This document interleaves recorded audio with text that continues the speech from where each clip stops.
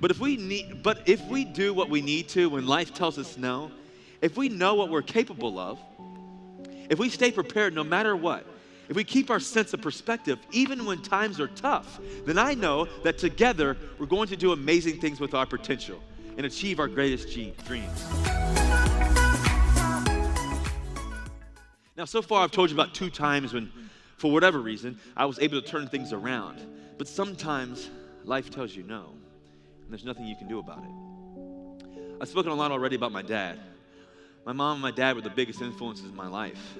No one supported my athletic career more than he did. I got drafted to play baseball on June 8th, 2010. And the next night, my dad passed away. We knew it was coming. My dad had diabetes and he was really sick, but I'll never forget. I'm standing with my mom in the hallway, and the doctors come in. They say, do you want to go back in the room? He said, we'll stay out here for another 15 minutes or so. So we keep standing there just talking, and suddenly we have this feeling of God coming between us, and we both think, you know what? We need to go back into the room. Before I walk through the door, I can see the EKG moving just fine. Beep, beep, beep.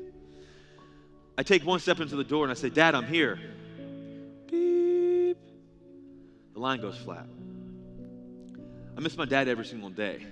People have asked me, if I had 5 more minutes with him, what would I say to him? But I wouldn't say anything at all. I'd just hug him. That's what I'd do. Because that's the kind of relationship my dad and I had. He gave me so much, and maybe most of all, he gave me the gift of perspective.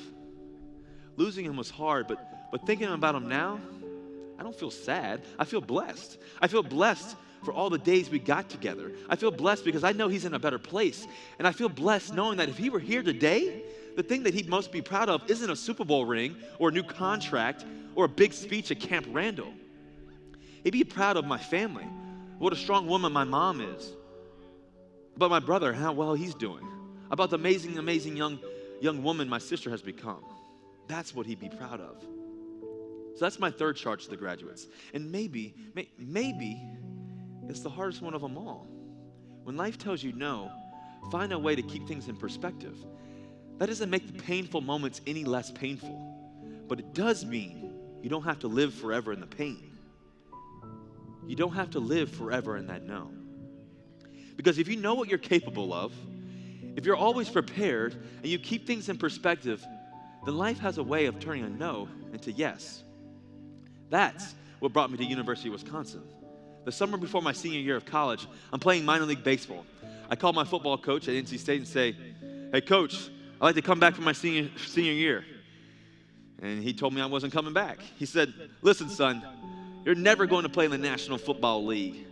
You're too small. There's no chance. You got no shot. Give it up.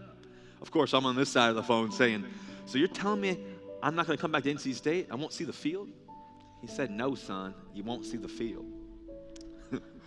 Now, this was everything I had worked for. And now, it was completely gone. If I wanted to follow my dream, I had to leave NC State. I had no idea if I would get a second chance somewhere else. So, the news that I was transferring out went out around 4 o'clock in the afternoon. I'll never forget, I was in Rome, Georgia, playing the Atlanta Braves organization. I wasn't sure what would happen. And then at 4:15, I got a call from the Auburn Tigers. And then I got another call, and another, and another, and another.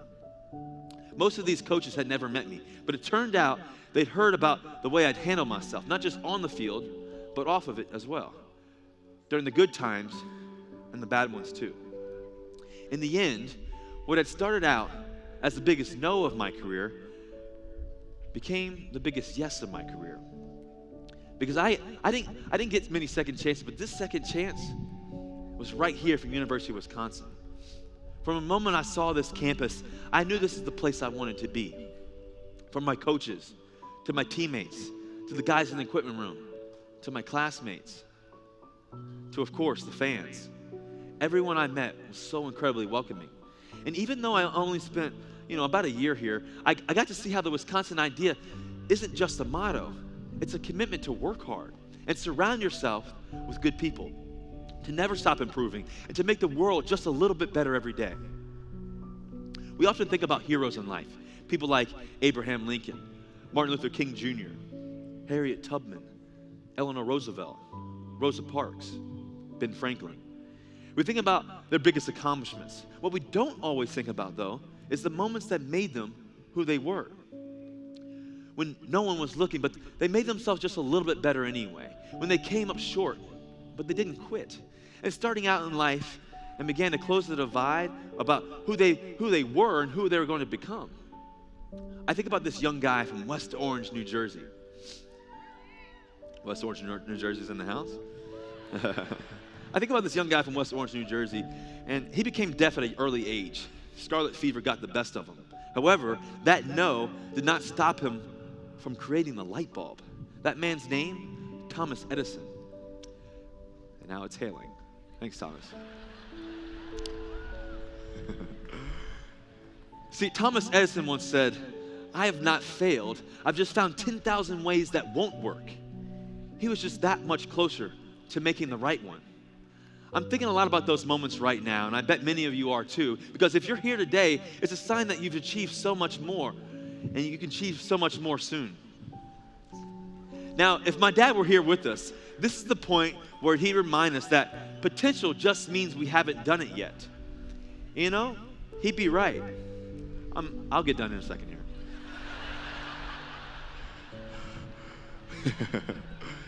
But he'd be right.